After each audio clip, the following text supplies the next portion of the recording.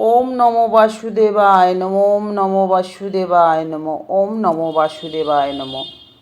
কবে পালিত হবে আমলকি একাদশী? 27 তারিখ না 28 তারিখ? জেনে নিন শুভ সময়, এর তাৎপর্য, গুরুত্ব জেনে নিন এবং একাদশী আমরা কেন পালন করি, একাদশী পালন করলে কি হয়, এর নিয়মকানুন আমি সবটাই এই ভিডিওর মাধ্যমে আপনাদের সাথে শেয়ার করে দেব। বন্ধুরা, আশা করি আপনারা ভালো আছেন। সামনেই একাদশী এসে গেছে। একাদশী মানেই আমাদের ব্রত করতে হবে, তার সাথে ব্রত কথাও শুনতে হবে। তাই ব্রত করুন বা না করুন, এই ব্রত কথা কিন্তু অবশ্যই শুনবেন। শুরু করার আগে বলবো, ভিডিওটা অবশ্যই সাবস্ক্রিপশন করে পাশে থাকবেন, সকলের সাথে শেয়ার করে দেবেন, আর লাইক কমেন্ট করতে কিন্তু একদমই ভুলবেন না। আর ভিডিও শেষে অবশ্যই ওম নমো বাসুদেবায় লিখতে কিন্তু একদমই ভুলবেন না। আর ভগবানের কথা অমৃত সমান সকলের সাথে শেয়ার করে সকলকে শোনার সুযোগ করে দিন। অবশ্যই অল বাটনে প্রেস করে রাখবেন, তাহলে আমি ভিডিও দিলেই আপনারা তৎক্ষণাৎ পেয়ে যাবেন। একাদশী মাসে দুটো করে পড়ে, 12 মাসে 24টা একাদশী আমরা পালন করি। প্রতি মাসের দুটো পক্ষে দুটো একাদশী পড়ে, শুক্লপক্ষে একটা, কৃষ্ণপক্ষে একটা। আর প্রতিটি একাদশীর নিজস্ব নাম, গুরুত্ব এবং তাৎপর্য আছে এবং ব্রতকথাও আলাদা আলাদা হয়। আর এটা হচ্ছে ফাল্গুন মাসের শুক্লপক্ষের একাদশী, আমলকি একাদশী। আর এই দিনই কিন্তু চন্দ্রগ্রহণ হবে। আপনারা অনেকেই জানেন চন্দ্রগ্রহণ আছে এই দিনকে। অবশ্যই আপনারা চন্দ্রগ্রহণ পালন করবেন, কারণ গ্রহণের দিন আপনারা জানেন খাবার দাবার রান্না করতে নেই। মোটামুটি সবাই জানেন গ্রহণ কেমন করে পালন করতে হয়। খাবার দাবার একটু তুলসী পাতা দিয়ে রাখবেন, যদি থেকে যায় চেষ্টা করবেনই না রাখার। তো যাই হোক, গ্রহণ পড়েছে জানেন, তো তার মধ্যেই আমরা একাদশী পালন করব। এই একাদশীর আরেকটি নাম হচ্ছে রঙ্গভরী একাদশী, এটা দোলের আগে আগে পড়ে। এই একাদশী 2026 ফেব্রুয়ারি মাসে। এবার জেনে নিই এর সঠিক তারিখ ও শুভ সময়টা জেনে নিই। 27 ফেব্রুয়ারি শুক্রবার পড়েছে এই আমলকি একাদশী, কিন্তু একাদশী তিথি শুরু হচ্ছে 26 ফেব্রুয়ারি বৃহস্পতিবার রাত্রির 12টা 33 মিনিটে। এই তিথি শেষ হবে পরের দিন অর্থাৎ 27 ফেব্রুয়ারি শুক্রবার রাত্রি 10টা 33 মিনিটে। যেহেতু 27 ফেব্রুয়ারি শুক্রবার সূর্যোদয়ের সময় একাদশী তিথি থাকবে, তাই এই দিনই আমলকি একাদশী পালন হবে। এই একাদশীর শুভ মুহূর্ত হল সকাল 6টা 54 থেকে 8টা 20 পর্যন্ত, তারপরে 8টা 20 থেকে 9টা 46 পর্যন্ত, আর দুপুরবেলা 12টা 16 থেকে 1টা 2 পর্যন্ত অভিজিৎ মুহূর্ত, তারপর দুপুর 12টা 39 থেকে 2টো 5 পর্যন্ত, তারপরে আবার শুভ সময় হচ্ছে সন্ধে 4টে 58 থেকে 6টা 25 পর্যন্ত।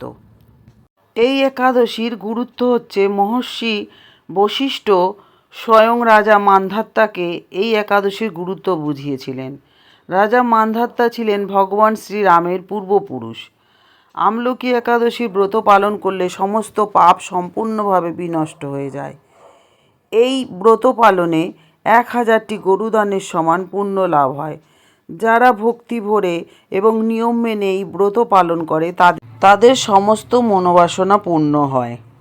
কদিন আগেই শিবরাত্রি গেল এবং সামনে আসছে হোলি, ঠিক এর মাঝামাঝি কিন্তু আমলকি একাদশী পড়ে। এই আমলকি একাদশী হচ্ছে গাছের উৎসব। এই গাছকে বৈষ্ণব বৃক্ষ হিসাবে বিবেচনা করা হয়, যেখানে বিভিন্ন দেবতারা বাস করেন।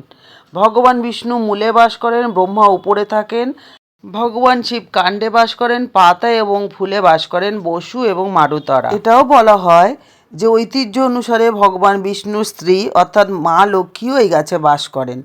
গাছটির উপাসনার আরেকটি কারণ হলো এটি ঔষধি গাছ। অনেক রকম ওষুধের গুণাবলী কিন্তু এর মধ্যে বিদ্যমান। সেই হিসাবে আমলকি গাছ কিন্তু আমাদের কাছে খুব পবিত্র একটি গাছ, সেই ভগবানের বাস সেখানে। আর এই আমলকি একাদশীতে এই গাছটিকে পুজো করে ভক্তরা বিশ্বাস করেন যে তারা এই সাথে সমগ্র ঐশ্বরিক দেবতাকে সম্মান জানাচ্ছেন। আর এই ব্রতের আচার এবং ব্রতবিধিটা একটু বলে দিই। এই দিন সর্বাধিক পুণ্য অর্জনের একটি দিন। সংকল্প করবেন সকালে ঘুম থেকে উঠে। আগে আমি সংকল্প মন্ত্রটা আপনাদের বলে দেব শেষে, এবং পারণের মন্ত্রটাও বলে দেব। অবশ্যই পারণ করবেন পরের দিন। সকালে ঘুম থেকে উঠে স্নান করে নিন, তারপর পরিষ্কার জামা কাপড় পরে একটা আসন পেতে ভগবানের পুজোর ব্যবস্থা করুন। আর যদি আমলা গাছ থাকে তাহলে তার চারপাশ পরিষ্কার করে নিন, জল চন্দন ফুল ধূপ দ্বীপ নৈবেদ্য নিবেদন করুন।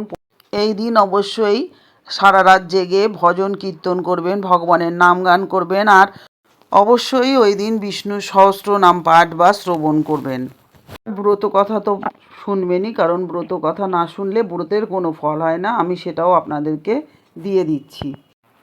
আর অবশ্যই আপনারা ব্রতের পরের দিন অর্থাৎ দ্বাদশীতে দরিদ্রদের খাদ্য বস্ত্র ছাতা আপনাদের সাধ্যমতো যেটা হয় আপনারা অবশ্যই দান করবেন, তাহলে কিন্তু ব্রতের চক্র সম্পূর্ণ হবে। দান ধ্যান না করলে ব্রত কখনো সম্পূর্ণ হয় না। আর সমস্ত একাদশীর মধ্যে আমলকি একাদশী শ্রেষ্ঠ স্থান প্রদান করা হয়েছে। আর এই দিনই মানে আমলকি একাদশীর দিন প্রথমবার কাশীতে যান শিব এবং পার্বতী, তখন তাদেরকে আবির দিয়ে স্বাগত জানানো হয়। এই কারণে এই একাদশী তিথিকে রঙ্গভরী একাদশীও বলা হয়। আর অন্যদিকে এই তিথিতে ব্রহ্মার অশ্রু বিষ্ণুর পায়ে পড়ে, সেখান থেকে উৎপন্ন হয় আমলকি গাছ, তাই এটি আমলকি একাদশী। আজ শিব এবং পার্বতী এবং বিষ্ণুর পুজো করলে সমস্ত মনোবাসনাও পূর্ণ হয়, এটাও বলা হয়। এই তিথিতে ব্রতকথা পাঠ করলে ভগবান বিষ্ণু খুব শীঘ্রই প্রসন্ন হন। তাই আসুন আমরা আমলকি একাদশীর ব্রতকথাটা পাঠ করি। ফাল্গুন মাসের আমলকি একাদশী তিথিতে রাজা এবং সমস্ত নগরবাসী ব্রত পালন করেন এবং মন্দিরে গিয়ে আমলকি গাছের পুজো এবং রাত্রি যাপন করেন। এমন সময় রাতে এক ঘোর পাপী ক্ষুধার্ত কৃষ্ণার্ত শিকারী সেখানে এসে উপস্থিত হয়।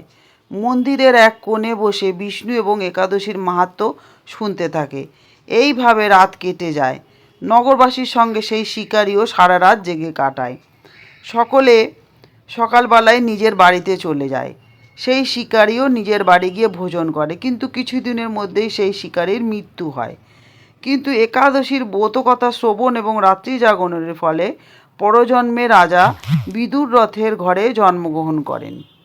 রাজা তার নাম রাখেন বসুরথ। বড় হয়ে সে নগরের রাজা হয়।